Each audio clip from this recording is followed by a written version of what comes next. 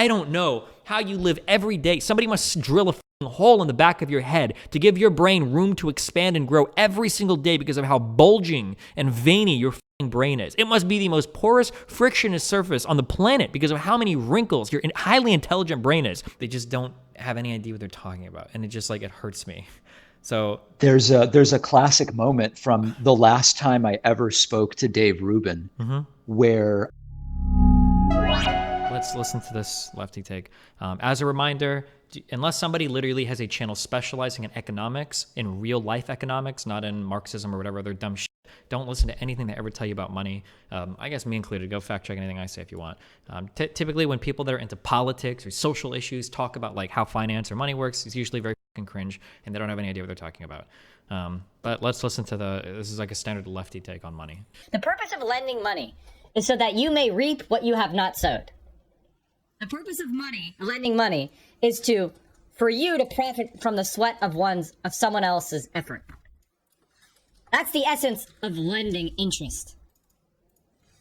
Because you have no idea, no conception of how you can spend your money to make profit. So you give it to somebody who does in hopes of stealing it.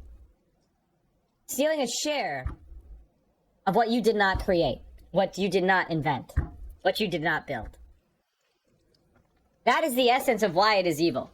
Because the person who ought to reap the rewards of a good idea is the person who came up with it. The person who ought to reap the rewards of building a profitable item is the person who made it. The guy sitting on his fat ass with a bunch of promissory notes should not become wealthy. Okay, so let's talk about when do you know whether or not you can take out a loan for money? When is it a good idea to take out a loan for money? So we're gonna focus on so there are different ways to measure what money gives you. I'm gonna work with hard dollars here, okay? So I'm gonna try to earn more money than what I'm losing on a loan.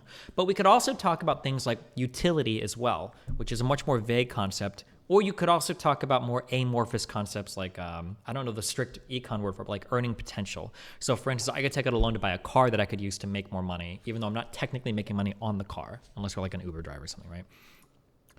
Okay, so in our first example, let's say that we run a business, and let's say that we have an idea, okay? We're gonna make an important assumption about that idea. We're gonna make two assumptions. We're gonna assume that it's scalable, okay? Meaning that the more we invest, the more money we make, and we're going to assume that it's linear. So as we continue to invest more, we're gonna make the same returns every single time, okay? Now in the real world, not everything scales perfectly. Some stuff scales better, some stuff scales worse, and sometimes your earnings increase or decrease, but we're just gonna make those feel like really basic assumptions, okay? So let's say that we start off with $10,000 in capital. We've scraped together, $10,000 to do with our business, okay? Now let's say with our business, let's say that we are able to make 10% on our money every single year, okay? Let's say that that's how that works. So the first year, we take our $10,000, and now we turn it into $11,000. Let's say next year, we do $12,000. Next year is $13,300, $14,641, $16,000, okay? Let's say that after 10 years of working our business, of earning a steady 10% return every single time, by the end of our 10 years, because we didn't take out any silly loans or any dumb shit like that, we have no debt, okay? We have made $23,579. Fucking awesome. We started with $10,000. We doubled our money after 10 years, okay? That's really cool. And we didn't have to waste our money taking out any dumb loans, right? Okay. So let's say we do that. Now, let's say that we take that same idea. Let's say that it's scalable, meaning we can scale it up to a larger size and we get linear returns, meaning the more we invest, the more we get back, but it stays the same percentage rate, okay? All right, let's say that we do this, okay? Let's say that we find a loan of $1 million. How do we know if the loan is good or if the loan is bad? Simply put, and this is simple because I am simplifying a lot of things, okay? Simply put, as long as we can get a loan where the return on that money is going to be greater than how much we pay for that money, it's a good loan. So for instance, if I'm able to make 10% year over year over year on any money that I have, then theoretically, anytime somebody gives me money at a lesser interest rate than 10%, it should be a good loan for me.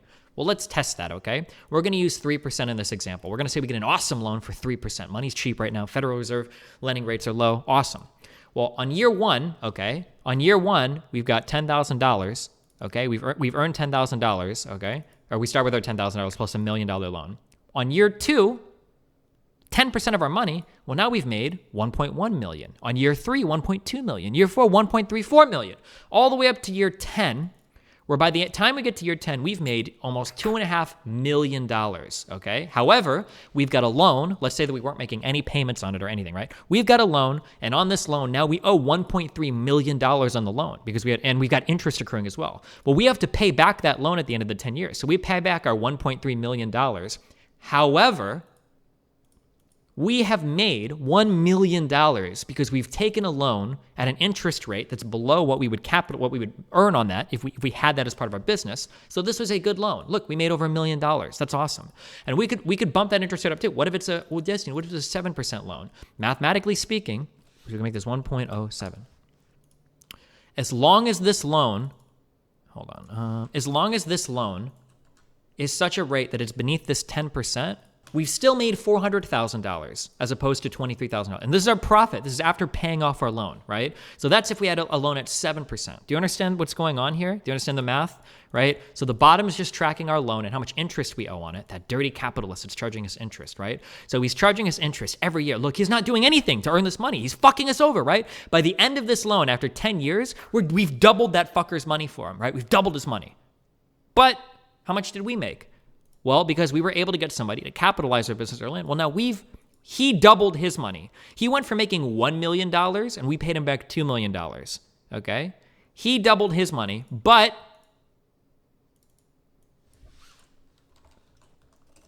we made almost like 18 times or like 20 times our money. So while a dirty capitalist has come in and he's doubled his money off of our work, we've made 20 times more than what we could have before. This technically should be net worth, not profit, because we should subtract the 10,000. But like, oh no, actually, fuck it. This would be minus 10,000, and this would be minus 10,000.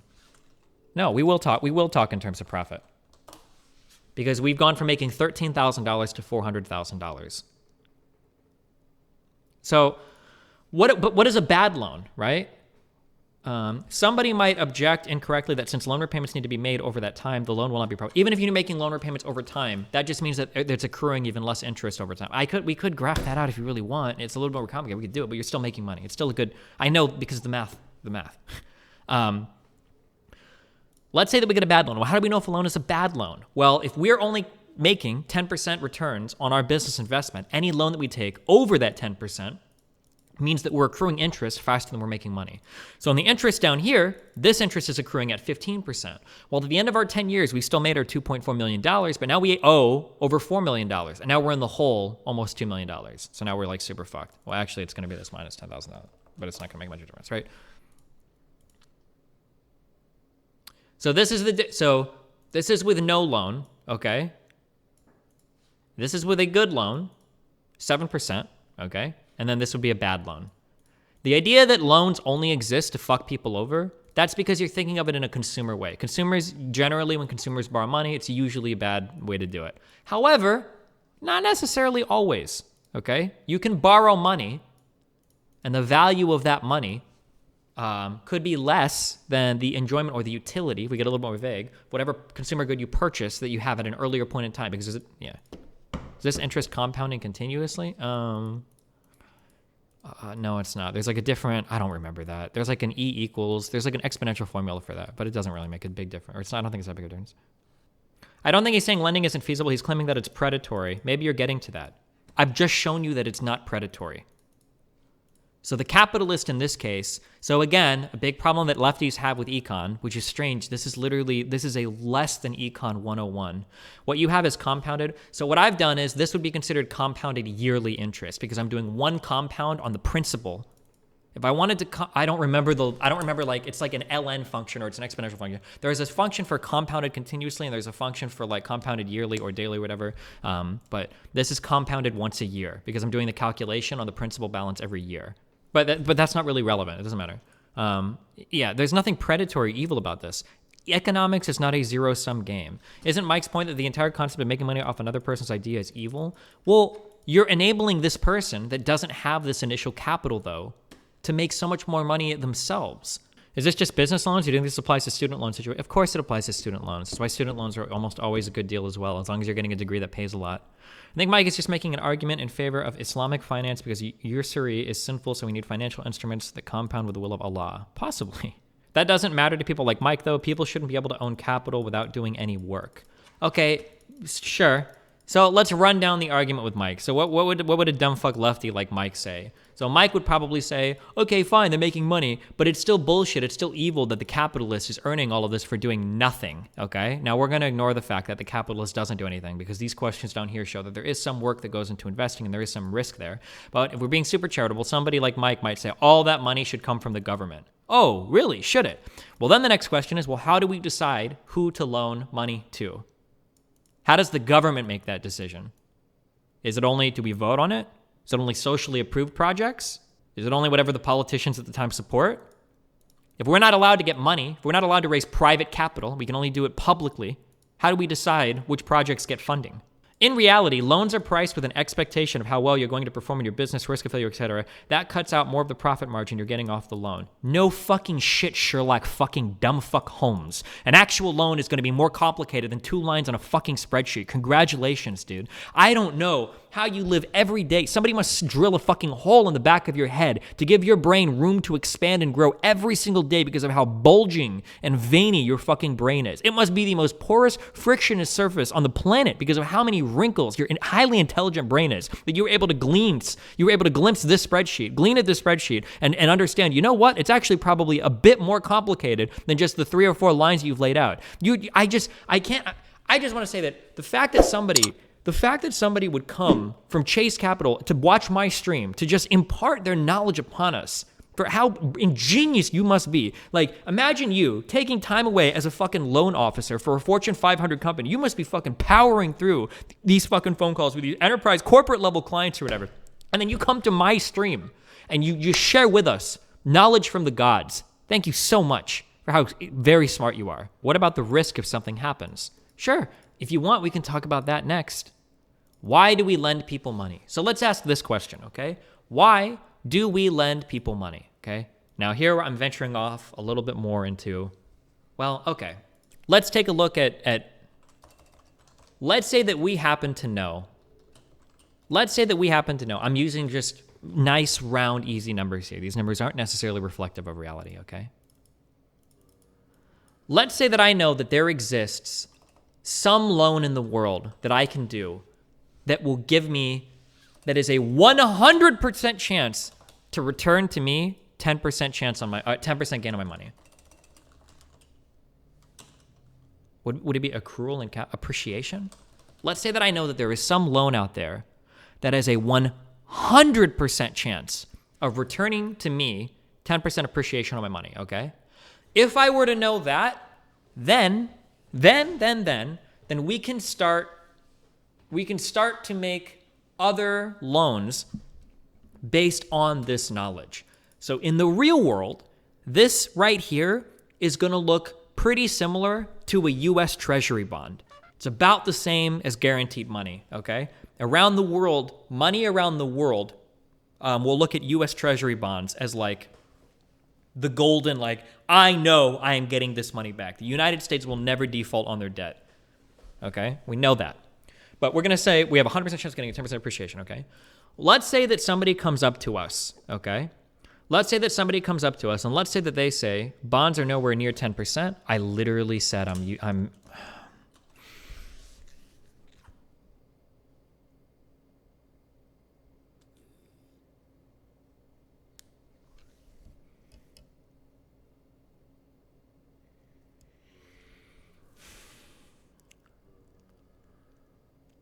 okay.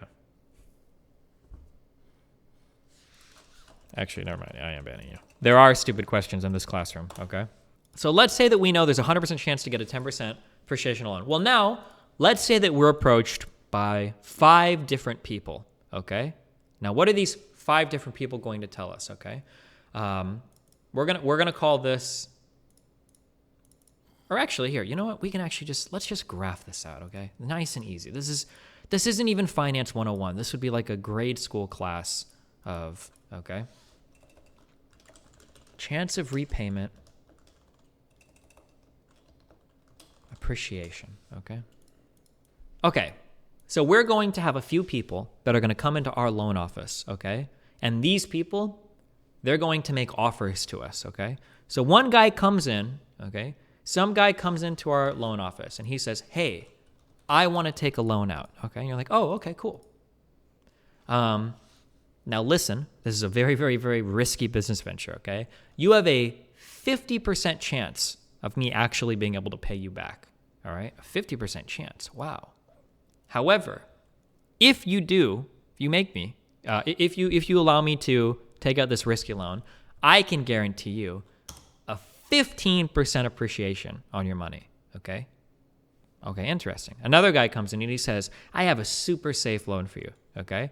I can offer you, I'll give you a 90% chance of paying your loan back. And if you allow me to do this, I'm going to pay you back 9.5%, I think.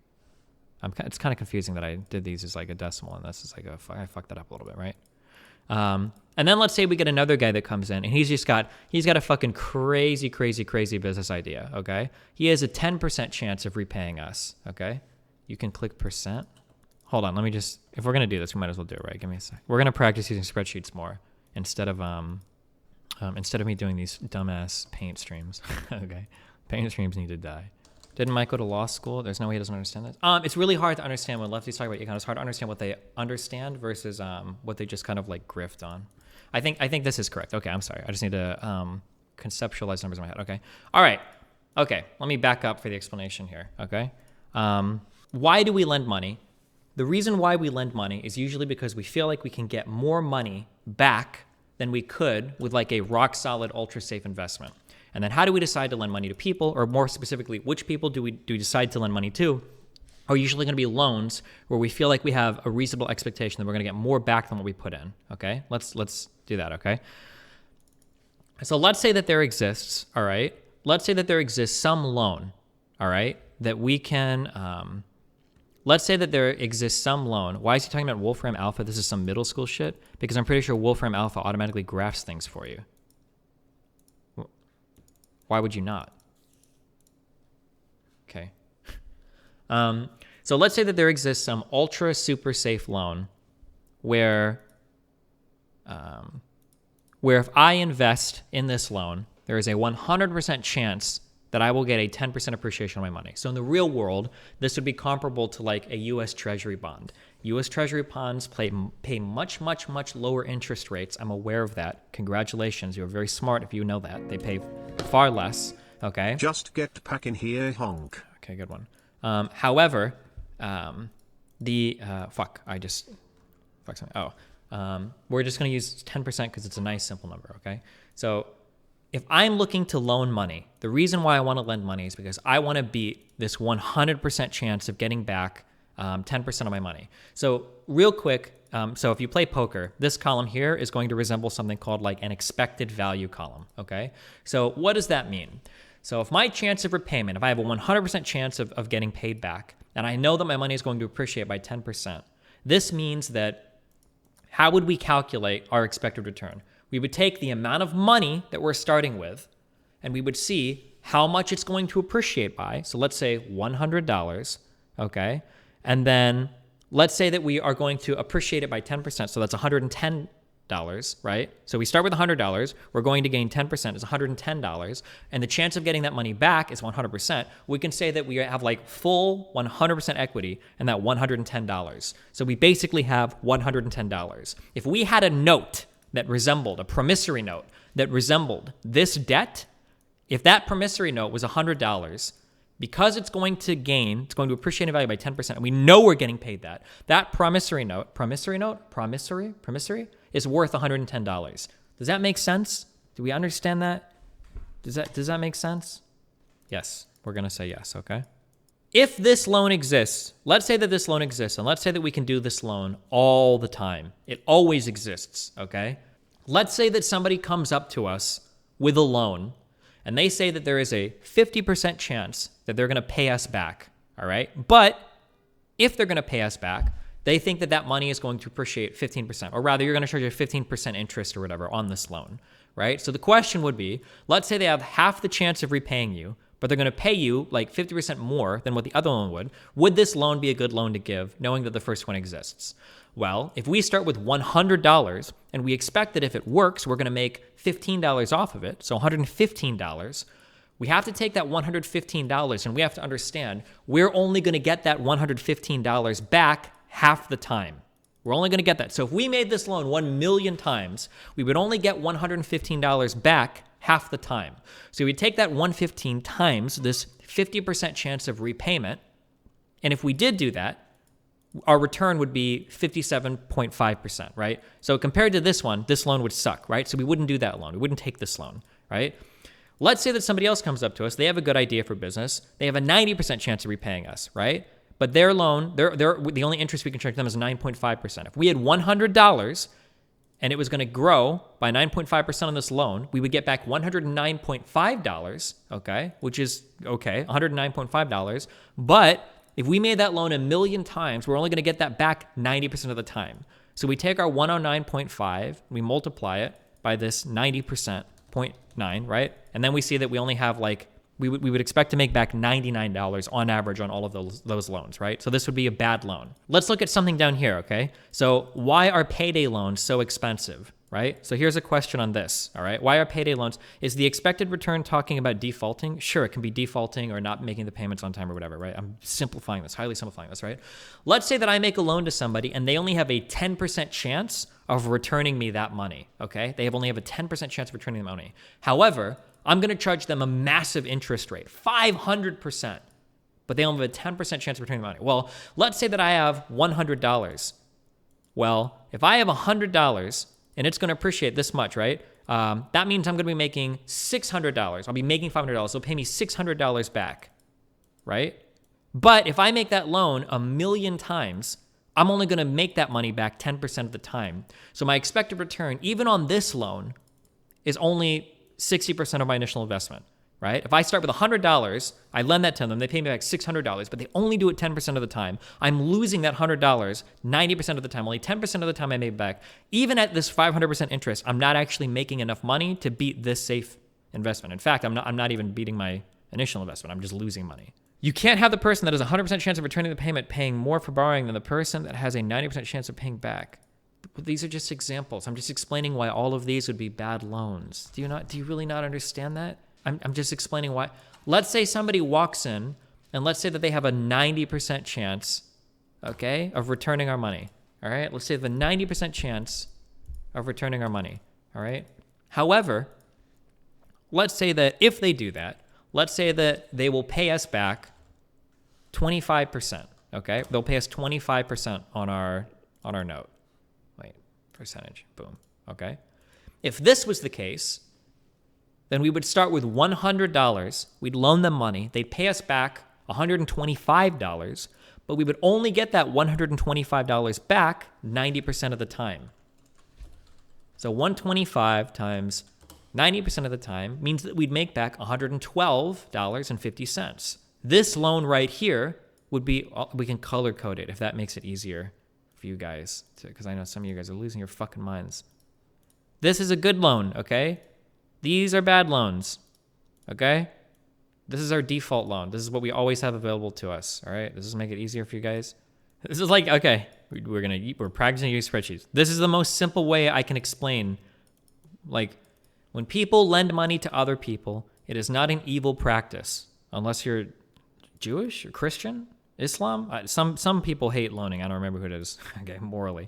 From a financial point of view, from most conventional forms of morality, loaning people money is not bad. In this example up here, okay, if you loan somebody money and they pay you back, even though you're making more money on the loan, they're making money too. The reason why do we loan people money? Why do we make a loan to this guy up here? The reason why we loan people money is because we believe they can make more money with our money than a super safe investment can. Right? If you want a real life tie-in, okay? If you want a real life tie-in, right? Why did so many people jump at the chance to invest in mortgage-backed securities in the years leading up to the financial crisis is because treasury bonds were paying very, very little in the United States, and people are looking for safe shores of investment, safe places to deposit their money. And MBSs and then the CDOs and all the other derivatives that respond to them paid really, really good money. So that's why all the money in the world was piling into these mortgage-backed securities, because it was a very safe investment, appreciated by a ton. That's why there was so much money chasing these investments, right? Why do people invest in things like real estate? The chance of repayment is high, expected return is decent, whatever's beating treasury bonds, people, right? So people are looking for a certain amount of money to be made. That money is going to have something called a risk adjustment. That's our chance of repayment, right? And that's essentially how this is like a very, very, very short. Stephen, How's it going? are you standing back and standing by? Yes. Well, I don't know what I'm standing by for, but God damn it, I'm standing by. What was, I caught the spreadsheet part, but like, what was the point of the exercise? Anytime I hear anybody that identifies as a socialist or communist talk about anything related to finance, taxes, or economics, it usually makes me want to fucking pull my hair out. So I just listened to some guy talk about how it's evil for people to loan people money because they're not doing anything and they're making money off your labor. It was some convoluted attempt to apply labor value theory to lending, I guess.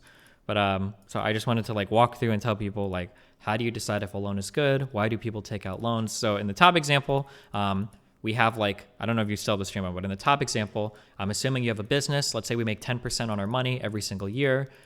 If you start with $10,000, by the end of your 10 years, you'll have made almost $14,000. But if you take out $1 million loan and the interest rate is less than how much you can make every year on your money, then even though you take $1 million loan, even though you have to pay back $2 million at the end, you still made a lot more money because you took that loan out, right? I'm just going through like, this is why people borrow money. This is why people, and then the second half of this explanation is why do people loan money? So I'm showing why it's good to borrow money because you can make a greater percentage on that income than the interest you pay. And then I'm showing why you loan money. And that's because you can make a greater percentage return than you would on like a super safe investment like a U.S. Treasury bond. Does that make sense? Sorry. It does make sense. Yeah, no, I was just trying to understand if you were trying to explain why somebody would make a riskier loan, which was where you got into the whole expected value piece. Oh, yeah. So the reason why you make a riskier loan, well, I imagine you know this, but you make a riskier loan because you set the terms of that loan such that you have to weight the risk with the interest rate that you charge. So a loan that is very risky is going to have a very high interest rate. So like a real life application of this would be like an unsecured debt, meaning there's no underlying asset that you can give to somebody if you can't pay the debt, like a credit card. These have 20, 30% interest rates because there's no underlying asset. They're very unsecure. They're very risky. Right. But like a car or a house, that's a secured debt. You can take back some type of principal because there's an actual underlying asset there, and the interest rates on that reflect that accordingly. Because it's a secured debt, the interest rates are much lower, and the chance of repayment tends to be higher on secured assets as well. Yeah. Right. But really in order to make money with this stuff, you've got to figure out what is the risk premium for the riskier loan, because you could have, if you have situations like the prototypical example is if you have a 100% chance of spinning a wheel and earning 50 cents, or you have a 50% chance of earning zero and a 50% chance of earning $1, the expected value in both of those scenarios is 50 cents. Does that make sense?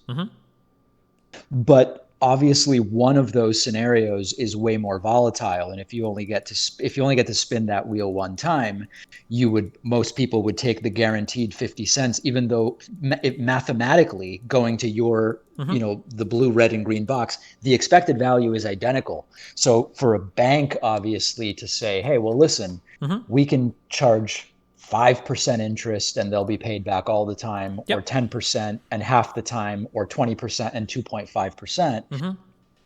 There still would have to be some risk premium to do the riskier ones at all, because it's much simpler to have everybody pay it back if the expected value is the same. Of course, you can account for all of that, right? Yeah. The question is how much more. Like, in other words, if you say to me, hey, here's a portfolio of loans, and you can either do all the safe loans or 50-50 or one-third, one-third, one-third. If the expected value is all the same, why would I do the riskier ones? There has to be some additional potential benefit where it's going to depend on your depend on your risk tolerance. So how much you're willing to lose versus how much you want to gain. But we can also augment this by increasing the amount of business we do as well. So I don't think most people, if I was going to flip a coin, Actually, I could give you a positive expected value. Let's say I flip a coin and I give you, if the coin flip comes out, I'm going to triple your money, all the money you own. But if it lands on tails, I'm going to take everything you own. That's a good bet, right? You have a 3 times chance. I'm giving you good odds on a 50-50 chance to double your money. But that the risk there would be too high for most people. But if you do more loans, if you just increase the volume of that business, then you can kind of mitigate the volatility, right? I'm sure there's some formula that you would run that through. If you had a 50-50 chance on spinning the wheel, you would try to make a lot of those loans to approach that 50% value. And mathematically speaking, I don't know if it's the law of large numbers or how you would graph the distribution, but over time, as you make more and more and more of those loans, you would expect to see it approach that 50% value or whatever that. Yeah, it's like flipping a coin. You could get 8 heads in a row, but the more you do it, the more it'll approximate 50%. Exactly, but what you just stumbled onto actually is your spreadsheet is basically the neoclassical rational actor economics explanation. But then you've got to add in the behavioral economics layer of people would prefer, in theory, we should be indifferent between, in other words, the amount of pleasure we get from winning 100 should be exactly the same as the amount of pain. I don't know if you're from losing 100. Yeah. So I'm aware of all of this. So there's I believe the principle you're talking about is loss aversion. Exactly. Yeah. So behavioral economics gives us. So I'm just doing an incredibly simple spreadsheet just to explain the simplest parts of giving and taking loans. That's all this is meant for. This isn't supposed to be like how do Fannie Mae and Freddie Mac like do their fucking balance sheets or something. Okay, or how do loan officers or underwriters calculate car insurance. This is just an incredible. I thought this was actually how a loan officer calculates. Oh, car no. rates. I'm sorry. I'm just like showing in a vacuum. Like this is generally why people take loans. Everything you're saying is 100% true. So we would take all of these formulas and we would add way more in because people don't view money in a 100% rational way. Of course, they respond predictably to different types of things. People are more likely to be averse to a loss than to like a gain and dumb shit like that. Of course, yeah. Yeah, I'm considering this I might do my show. I might just do all spreadsheets going forward. Yeah, is that what you want to do? I don't know. I mean, it's an interesting format. I like spreadsheets and Paint are 2 underutilized tools on my stream. Well, the thing that just drives me crazy is there's so much. The reason why I got into politics like 4 or 5 years ago was because there were so many bad conversations that happened about everything. And I was just like, maybe there could be like a little bit of a guiding hand for like some type of conversation. That's all I usually try to do or want to do. It's like, well, let's talk about this a little bit more reasonably. And 99% of the time I see somebody online talk about economics, finance, or God forbid, taxes. They're usually just like really, really, really bad. They just don't have any idea what they're talking about. And it hurts me. So there's a classic moment from the last time I ever spoke to Dave Rubin, where he was trying to explain to me, or I guess argue, that if you lower the corporate tax rate, it encourages investment in the business. And I tried to explain to him, like, well, hold on a second. Wait, let's back up. If I gave you the choice between you can invest time in avoiding a 20% tax or you can invest time in avoiding a 30% tax, which tax are you more likely to want to avoid? And he was like, well, the higher tax I would work harder to avoid. And it's like, right. And if you invest in your business, that's tax deductible expenditure. So would you be more likely to want to do that if by investing in your business, you avoid a 20% tax or a 30% tax? And it was like a bizarre moment where he like froze and the interview was completely downhill from there. And it's like these basic concepts that people are just very much lacking. Yeah. Arguably, I'm not a huge fan of the corporate tax, but what you say is 1,000,000% correct. Like one of the big reasons why a corporate tax exists is to spur on investment and reinvestment in your business. If I invest $100 in my business, that's $100 that I'm not paying corporate income tax on. If I just like take that as a dividend or pay it out or whatever, well, now you're paying corporate tax or ordinary income or whatever. So part of the goal of like a corporate tax is to spur on reinvestment. Yeah. Absolutely. But in any case, it's a wild world out there. I'm standing back, I'm standing by, and I'm ready for any spreadsheet related streams. Well, thanks a lot. I'm trying to think if I can shout at you for something. I hate politics so much. I just want to play Minecraft. That's what I really have open. Well, listen, let me just introduce one really quick thing. It seems like Melina Destiny Benel II is crushing the Twitch game lately. I've been doing okay lately, yeah. You have or she has? I don't know if that was supposed to be both of us or one of us. I wasn't really sure what you were referring to because you use like 7 names. But she's been doing well as well. Yeah, we have been doing well. Yeah. Yeah. Are you advising her in her Twitch sort of, milieu? I mean, help a little bit, but I mean, the majority of it is her going out and streaming and stuff. Yeah, doing Coomer streams. Yeah, but I have to believe you really jump-started all this. Yeah, I'd like to think so. It helps a little bit. Yeah. Yeah, I think so too. Just one last thing, and then I'll let you go because I know that people are getting furious with my presence here. Did you see the Rudy Giuliani press conference where he melted, where with a straight face, Sidney Powell was talking about how Eric Coomer was involved in the fraud? Yeah, I saw you even laughing about that. I saw that exact Twitch clip. Yeah.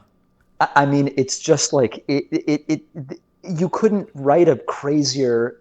It's like watching The Naked Gun or Austin Powers. This stuff, I've never seen anything like this. Yeah, it's insane. All of that stuff. I think that if I could sympathize with their strategy if they just needed to flip one state, but they have to find so many votes in so many states in so many magical, wonderful ways that it's like such a hopeless battle. Did you see that they announced that Chelsea, what was her name? They announced some girl, she was part of their press conference, and then like the next day they were like, listen, okay, we don't have anything to do with that fucking crazy, all right? But get her the fuck out. Yeah, that's Sidney Powell who I'm talking about. It's like days before Trump tweeted about how he has the best legal team and he included her name in it. And they kicked her out and then they were like, this is an independent lawyer not working for any of us. It's like, well, how does she keep finding her way through security? Yeah, holy shit. How did she get on stage yesterday or whatever? Like, Jesus Christ. It's just crazy. Unbelievable. But they got the transition team through and everything. Are you worried about a pivot in the post-Trump era, or since you're doing so many different things, that's not something you think about? You mean like for content? Yeah, exactly. No, I'll quote Jon Stewart here. Politicians are always doing dumb shit, and there's always something to talk about. And also, that's my sense. Yeah, the real fight, the people that stopped caring back past this point never really gave a fuck about any of the issues anyway. Because after Biden is in office, that's when like the real legislative battles start. Because Biden being president doesn't mean anything. Yeah, it doesn't really matter who your leaders are. What matters is what legislation you get passed. Now, obviously, that's going to depend on the leaders you have, but like this is where the real challenges come. And Georgia is going to be like a huge focal point in early January too. That's going to be huge. But, I don't know if sports analogies are used on your channel, but I've likened it to we now have the ball back, but you don't necessarily score points just when you get the ball back. Now you've actually got to score points, and that's legislation you're talking about. Yeah, exactly. Yeah. Are you going down to Georgia? I heard something about that. Yeah, I went down to Georgia a few days ago. I wanted to see how many people I could like rally up, and I got 150 people to show up. So now I'm going to go down every weekend, starting the weekend after next. I'm going to go down for the next 6 weekends, and we're going to do canvassing. We're going to go around, knock on doors. Wait a second, hold on. So you're doing 6 round trip flights for this? Yep, hell yeah. I want to be involved. I'm pretty excited about it. I got a lot of people to show up, or for me at least. I was surprised that I could get 150 people to show up. So if I can put like 30 or 40 people a weekend to like going around and knocking on doors and stuff, I think it would be really cool to be involved that way. One thing that it almost would make more sense to just get a house for 6 weeks and maybe cut the flying, don't you think? I have my whole computer set up and everything here. If I wasn't a streamer, if I could work remotely, I would agree with you. But it's all my my shit. Yeah. Oh, I gotcha. Yeah, I mean, I don't know if you're like, what are you worried about the virus exposure? Or are you just kind of winging it? I got my O positive blood type. And I keep my distance from people. I wear my mask. I seem to be doing okay. I am pretty paranoid about getting infected, but I don't know if you've flown recently. Airport, of all the places I've been, airports honestly seem like the safest place. See, the plane seems okay, but the airport, you're just interacting with so many people by the time you get on the plane. Maybe. A lot of the airports I've been in, at least comparatively speaking, are fairly dead. The worst points you have, I guess, are getting on and off the plane. People can crowd up a little bit, but I think that I don't know. I'm way more scared in like restaurants or areas like that sometimes where everybody's like sitting together and talking over and everything. But I don't know. We'll see. Are you dining indoors at this point? I've gone to a few restaurants, but all of them do in California. They're all outdoor seating, or they seat like every other table. So. Gotcha. Yeah. I've not done any indoor stuff. In some places, it's like if you put a sealed tent with heating outside the restaurant. I saw your tweet. Yeah. You're indoors, aren't you? Yeah. Yeah, I mean, it seems like it, right? I've been to a lot of outdoor seating places, but they don't have like the whole like heated tent thing or whatever. It seems kind of weird. Yeah. So what, are you flying Delta down there back and forth? Yeah, that's what I did last time. It's a You boring you flight, must have but status by now, right? no, I'm super frugal when it comes to that. I've got my little do you use the ultimate reward stuff on Chase? Do you have one of those sapphires or whatever? Or I have the big boy, the preferred or you, whatever, the one that's outrageous. yeah, that thick guy, right? The metal card. Exactly. Yeah, Yep. same here. Yeah. So I use my points to fly like back and forth and shit. But you haven't made enough. Well, I guess by the end of this, you'll have enough flights that you'll probably get I think upgrades getting for free for a while. Well, the reason why I brought up the ultimate reward is because I don't usually book with one airline every time. So I think my shit is too Yeah. spread out to get like any kind of preferred status. You have to fly a lot for that preferred status. It's like once a week or some shit. Like I flew a lot last year, Gotcha. and I don't have preferred on anybody, or at least for that seems to be the case. But And you're flying out of LAX or what? yeah, it'll be LAX to Atlanta. And what plane is Delta using at this point? I've heard because of like they have huge planes available. They're flying huge planes domestically. They are the last one. It's not a 737, or was it? I don't. It was a big ass plane. It was one where you have 2 seats on each side and then 4 seats in the middle. Oh wow! So Yeah. they're flying like probably a 777 or something. Maybe, yeah, whatever it was. It's a big plane, yeah. But Wow. yeah, you know. Well, listen, wait. we've got to do the Georgia stuff. So maybe I can check. Maybe one of these days, I'm away right now, but when you're down there one of these weekends, I would like to bring to my viewers what you are doing down there. Yeah, for sure. Hold on, I never get the chance to fight with you. I think I need to shout at you over something. How do you feel about? Are you in a fighting mood right now? You sound like it. Well, I'm just brushing my teeth. I'm going to bed soon, but Okay, maybe. yeah, good. You are then. Okay, you're very talented. You don't even sound like you're brushing your teeth right now. How do you feel about? Well, go ahead. Yeah, go ahead. No, go ahead. No, I was going to say, is there some point of disagreement here? Oh, not with this particularly, but I know I disagree with some stuff. I just. How do you feel about student loan forgiveness as like a #1 policy?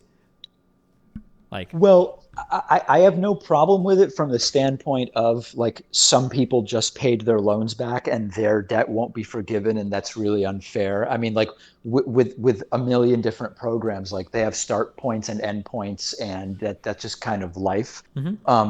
What I like about it is if you want to do demand side stimulus, if somebody is putting $500 a month, mostly to interest at a student loan to some lender, I would much rather that $500 become available for them to spend, on sending me super chats or in local stores or whatever. I mean, like it's quite literally demand side stimulus. So I think economically it makes a lot of sense. Now, the long-term effect of what that will do to the cost of college, I think, is a concern. I think there's a lot of different questions. What I think is a terrible argument, though, is if you forgive student loans or make college free, then everybody will have a college degree, and then the college degree will be worthless. It's like, listen, schools still have limited capacity, and in fact, if more people want to get in, the requirements will likely have to actually go up. So, like, I think that's a terrible argument. okay, gotcha. Here's my big two big things. Okay, so Yep. my first thing is a general feeling. When somebody's arguing in favor of a government policy, I never let them use 2 positive arguments. One is that it will create jobs, or 2 is that it will like put money in the economy. Because I feel like that literally describes all government spending ever. You can literally do that with anything ever. All government spending, by definition, will spread money to the economy and maybe create jobs, depending on where you spend it. So I try to avoid those 2 arguments. And then 2, I feel like in terms of spending battles that we can get into, like where do we want to distribute money in society, I feel like giving that money back to people that hold student loan debt is, one, disproportionately awarding people that are higher up in the income brackets. I think it's like 58% of student debt is held by the top 2 quartiles or quintiles of society or something. And then 2, you're giving that money back to the people that are going to be making the most money. Like it's literally a rich get richer, and it's like a really uneven like redistribution of wealth. Those are my 2 big problems against. The second one is interesting. I haven't thought too much about the second one. I mean, I think the thing about the first one is just because you can always make the argument that a program where the government spends money is stimulating the economy, that doesn't mean that they're all created equal. I mean, the government can spend money by cutting taxes for the very rich, and they'll just stuff it in a savings account. Versus if you cut them for people who are going to need that money for their day-to-day living, then they're putting it directly back into local businesses. It's the multiplier effect. So I think there can be a multiplier effect. Although to be fair, saving is important as well. We need capital available for people, depending on what the savings rate is versus the consumer spending or whatever, right? But right, but if you only have rich people saving money, it's on paper available to be lent out, but you need people who actually can who are in a position to get a loan and to do something with the money, and you need demand side stimulus for that. Sure.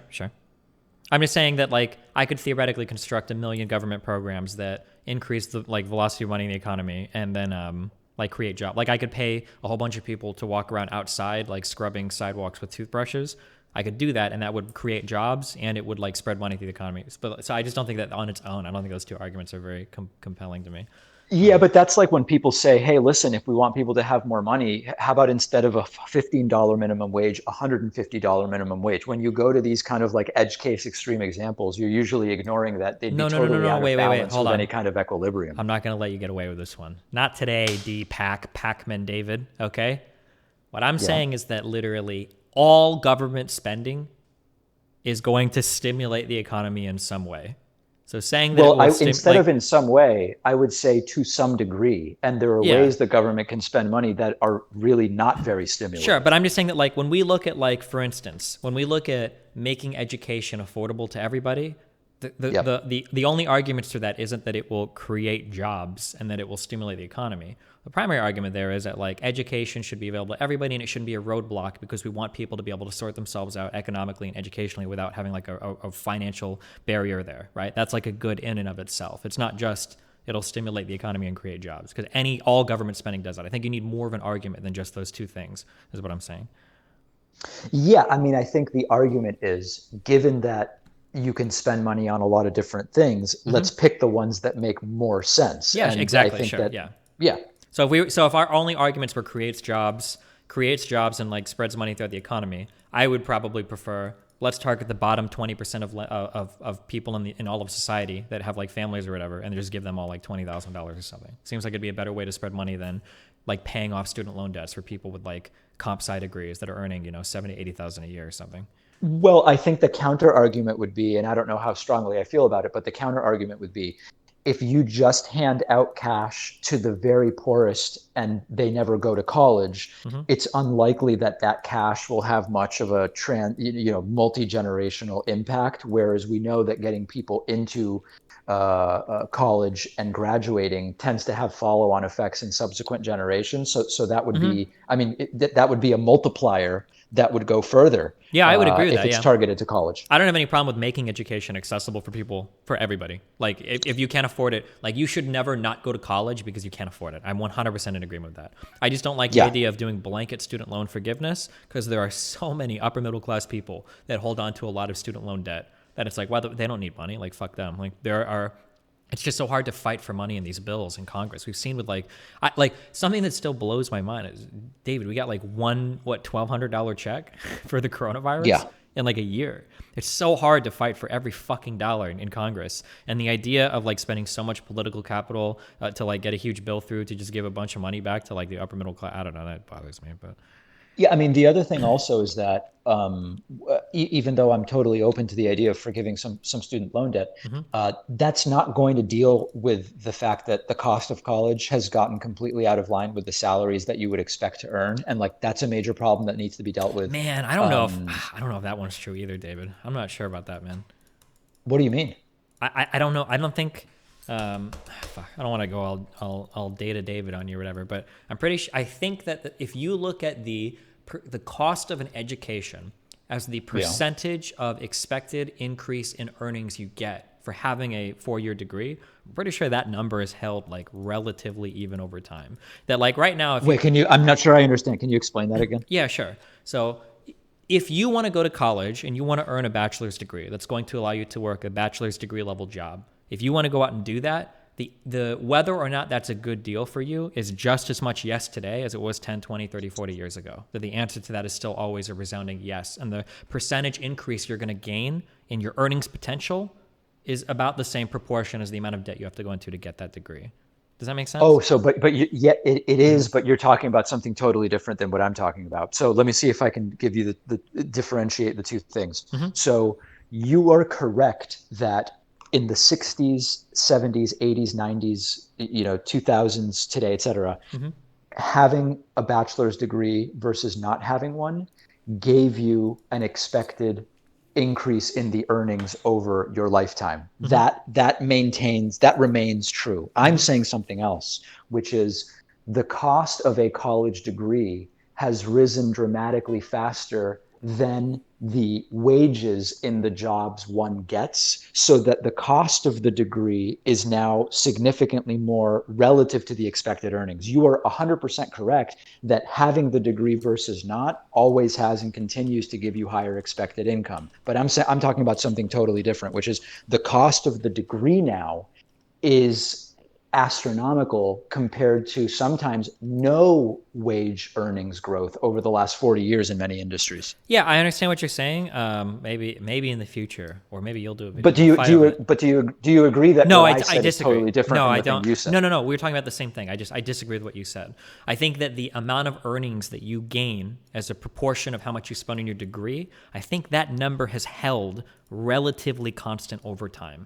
That even though the It degrees has, have but gotten, that's not what I'm talking about. No, I think we're not no, we are. understanding. Wait. Okay, here. Right. Look, fuck. I don't want to throw numbers at you because I don't expect you while you're brushing your teeth to have this. So here's like a quick graph. Okay, so this is like the average amount of years to recoup the cost of a bachelor's degree. This is from 1970 to 2013. So this has to do with how much the degree costs versus how much you're going to earn. This number has like been about constant for like the past 30 years. I know that like on Reddit and everything, people always talk about like, oh, I'm never going to I can't find a job, I can't pay my degree, blah blah blah. But on average, it seems like it's about as long to pay back your degree as it has been for like the past 30 years. And it's been doing better than before that. Like, I think the problem with this, I've not seen this graph, but sure. I think the problem with this graph is that anytime you look at the mean, it's going to be extraordinarily impacted by very few areas where you make an astronomical amount of money, like finance. So like as an example, the amount that people in finance make over the last 15 to 20 years has exploded relative to other industries. So if you just put the entire thing on a bridge and say, hey, this is the average, it could be very, very skewed because of just one or two industries. Yeah, of course. But I mean, we have other numbers like median, right? We can look at for that as well, right? Okay, is that what you put up? I don't know particularly if this is mean or median. I'm sure we could dig into those numbers too, but I don't think that it's like I don't know. We can go search through. Yeah, we'd have to look at the data. I don't think either of us necessarily has the full scope of the data. Well, I don't have it offhand, but it's something that I've like dug a lot because the conventional wisdom on college degrees is typically that the cost of education has far exceeded the wages that you earn. That it's starting to become not worthwhile to get a college degree. That nobody can find a job. This is like the conventional wisdom that I see on social media all the time. But when I actually, because I used to argue that all the time too, and most of the things that I learned come from me arguing something incredibly passionately and then being totally fucking wrong. And this is one of those things that I stepped back, I did a little bit of research on, and I couldn't find anything to substantiate my point of view.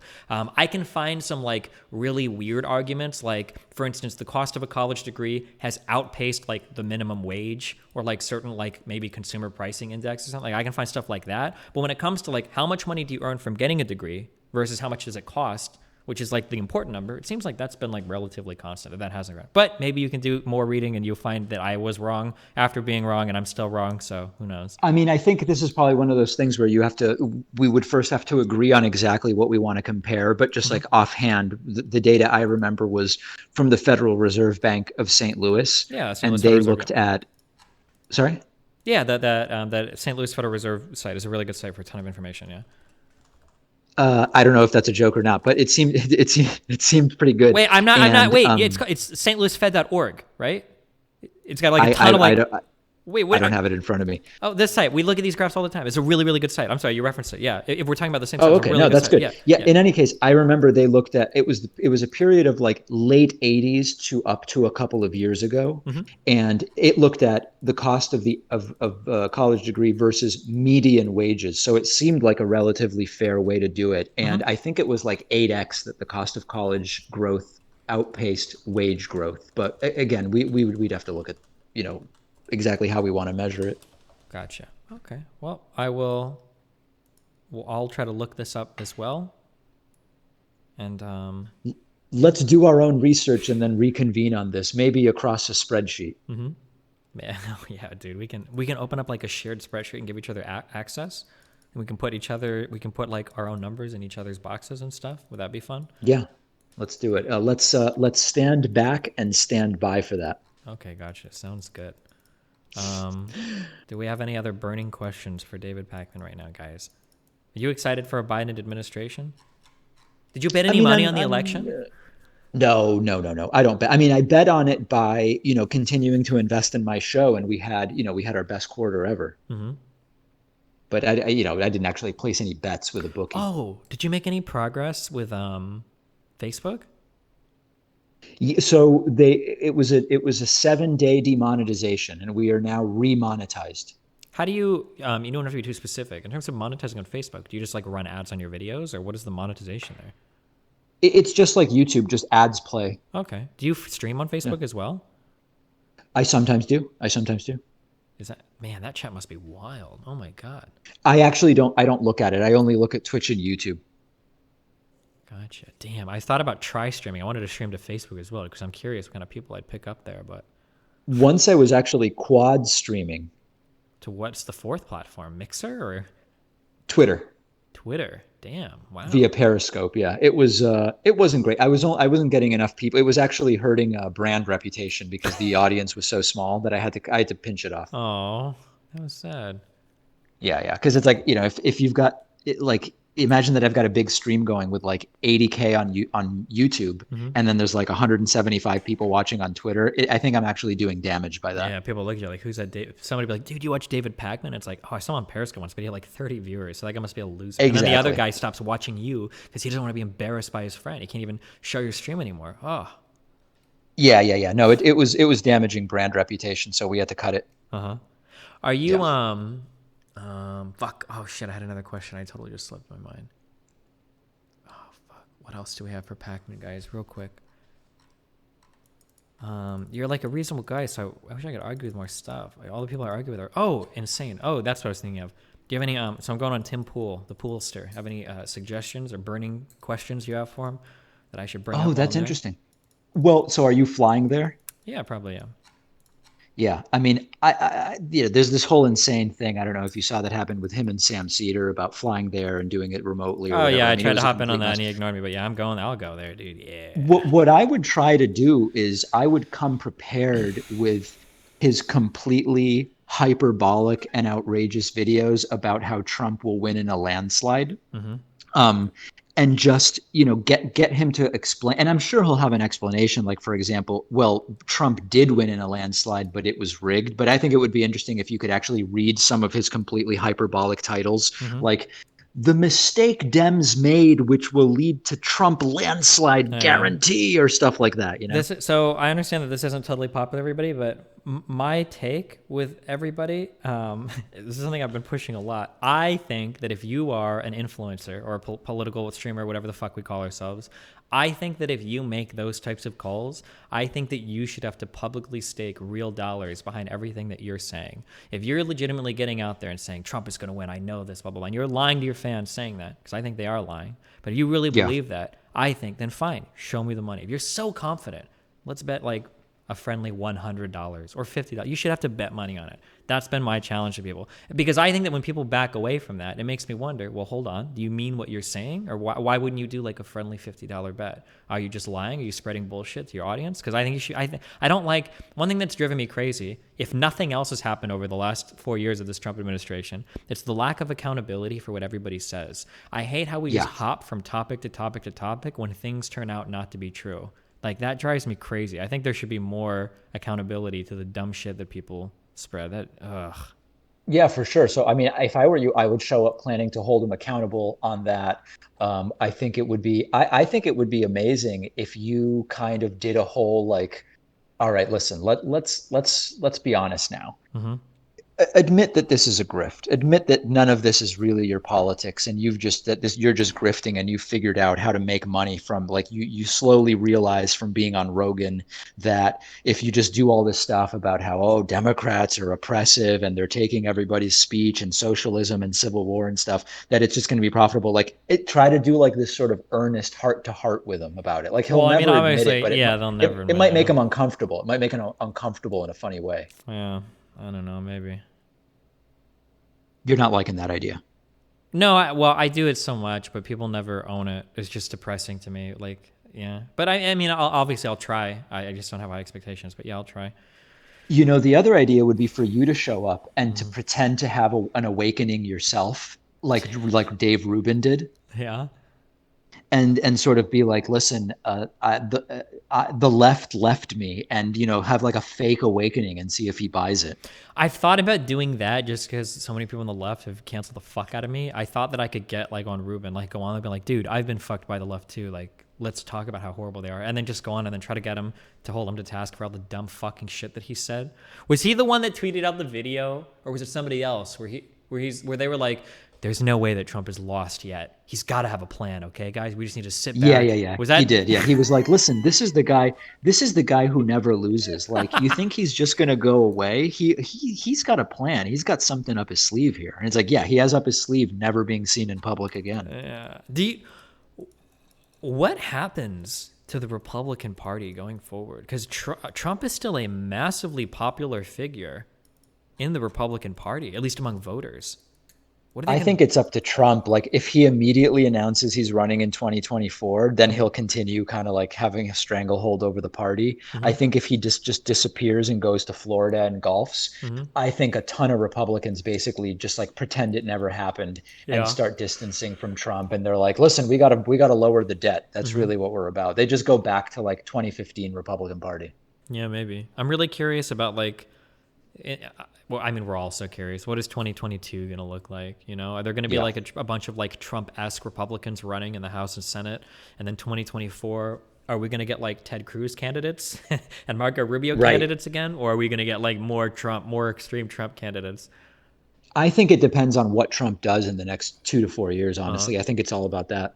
One of my favorite things about the Trump administration that I love so much, if I'm not keeping you too much off, so you can leave whenever. One of my favorite things about the Trump administration is I have so many just silver assassination bullet arguments against so many of the classic Republican arguments. It feels so good. Like, do you remember how mad people were that like Chelsea Clinton worked on the Clinton Foundation while Hillary was the Secretary of State, right? And then, like, I know. Do you remember how many people were so mad about deficit spending? That was like the most important, austerity was like the most important issue of the Republican Party. It's going to be so much fun to just like, you actually have no arguments like this that you can use anymore after supporting Trump for 4 years. It's like, over, yeah. Yeah, holy But they'll shit. still, they always, like, I know, every they time will. we imagine that they'll never be able to respond to this, They'll they just respond come with up the with some completely disingenuous thing. Yeah, and then they'll use the exact same argument. Well, it was different when Trump did it because it was a national emergency, or it was different when Trump did it because of whatever. Yeah.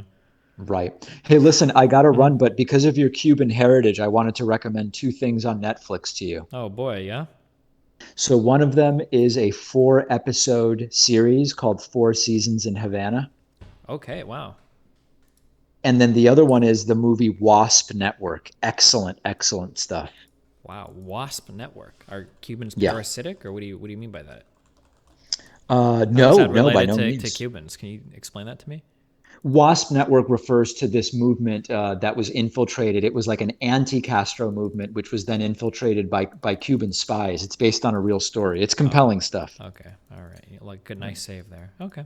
You and I are Hispanic, so we've got to, be keeping up with this stuff. Is that true? Argentinians, do they? I don't know what actually. I'm gonna be totally honest with you, David Pakman. I don't know what Latino or Hispanic means. Yeah, me neither, but I'm pretty sure that I'm it. You might think so. Okay, I gotcha. All right. I mean, good. listen, I'm hosting a show. Did you know I'm hosting a show in Spanish now? Oh no, I didn't. That's awesome though. It's on cable. It's on. If you speak Spanish as an Argentinian, for instance, if you talk to like a Mexican, can you guys 100% communicate? There's not like a weird dialect difference or anything, or? Well, I mean, so basically, like I would know to modulate a little bit to be better understood by others. And Mexicans and Colombians are very, very easy to understand. There's some more difficult accents, like some regional Colombian accents, or like Chilean can be a little tougher to understand. But in general, like Mexican, mainstream Colombian, Spanish, Costa Rican, Argentinian, it's all pretty simple to understand for everybody. Gotcha. Okay. So more or less like Spanish is Spanish, like kind of like English is generally English. Yeah, yeah. Like for example, if I hear people from like Appalachia with that really, out there accent, I would struggle. But like most English, I can basically understand. It's the Or same way like the with Spanish. super like Scottish or Irish people, or can be a little hard to understand. Yeah, sure. Okay. Yeah, yeah, yeah. Exactly. Okay, cool. All right. Well, hey, man. All Good right, luck dude. Well, brushing your listen. teeth. I don't want to keep you, and I gotta do some fluoride rinse here and everything. So. Hey, you want to know something crazy? Some doctors say, or some dentists say, you shouldn't actually rinse your mouth after brushing your teeth. You're supposed to let the fluoride sit in there to kind of like solidify or help the enamel of your teeth. Did you know that? Yeah, after I do the fluoride, I'm not touching anything for at least 30 minutes. That's Oh, true. good job. Nice job. Really smart. Yeah. Okay, awesome. Yep. Okay, cool. All right, man. Good to catch up with you. Yeah, well, thanks a lot, man. Have a good one. Good luck with everything, okay? All right. Talk to you soon, buddy. All right, bye. Remember to hit that like and subscribe, and don't forget the notification bell so that my videos show up right in your feed. Wow, Stop. we don't need me. That's not a. Dan, you Stop. watch. Shut up and listen. You don't know anything about content. Can you put shut on up and something? listen? Dan, you watch way too much reality TV. Your brain has been fucking rotted. You don't need dramatic music behind it. I'm polling. We're polling it.